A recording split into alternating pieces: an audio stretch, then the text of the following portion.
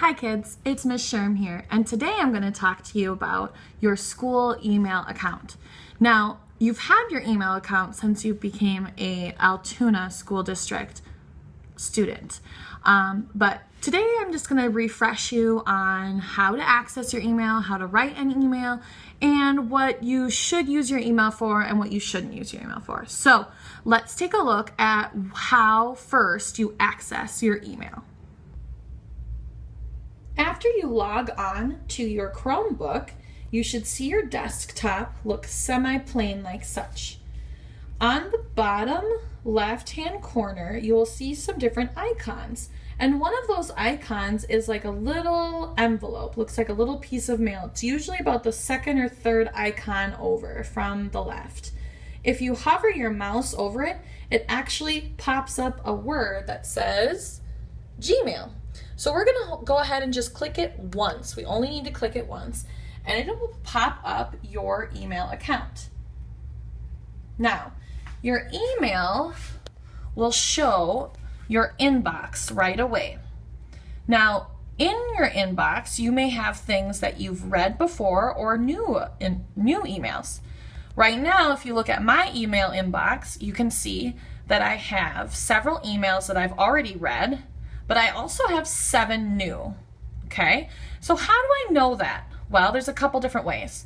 One, the new emails that I haven't read yet are in bold, and the emails that I have read are not bolded. Also, over on the left-hand side, we have like a menu drop-down. Under inbox, there's a little number 7. That tells me that there are 7 new emails. It's super important to check your email daily to make sure that if there's any teachers trying to respond to you or get a hold of you or send you assignments, that you can get back to them. Now, there's a couple different features on email that you want to be aware of, okay? When you take a look at an email, so let me just open up an email that I've already read, I don't care about. There's a couple different things you can do. You can delete it by hitting the little trash button, but what I like to do is press the archive button. Now, what the archive button does is it gets it away from your inbox, like it's no longer there. But if for some reason I wanted to find it again, or if I remembered I needed it for some reason, I can just search it up here in this search bar. So I can put kid blog. And then it'll search all of my emails, and right here at the top is that email that I had archived. Now, if I hit the delete button, then it's gone forever and I can never access it again. So it's always a good idea to archive things. Obviously, you can delete things that you know you will never, ever need to access, but you just never know. To get back to your inbox, you just click the inbox over here on the left-hand side. To compose or write a new email, all you have to do is hit the word compose. Now, in the school district, since we're all under the same domain, all you have to do is start typing the person that you want to email. So let's say I want to write an email to Miss Bain. All I have to start typing is B-A-I, and her name is going to pop up here. Here she is, Miss Bain. In the subject line, I would write the subject of my email. So maybe I just said, hi. Then down below is where I would compose my email. How are you? Okay. There's a couple different things that you can do on your email. You can change the font. You can change just how the font looks, how it's arranged. You can also add in pictures, links, documents. So if you're sending in an assignment to a teacher, that's kind of how you do it. And then you go ahead and press the send button. Okay?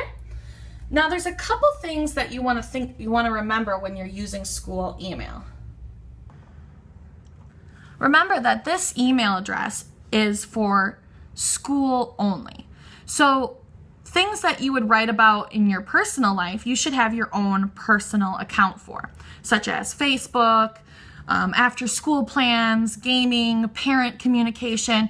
You shouldn't be writing emails for your personal life outside of school.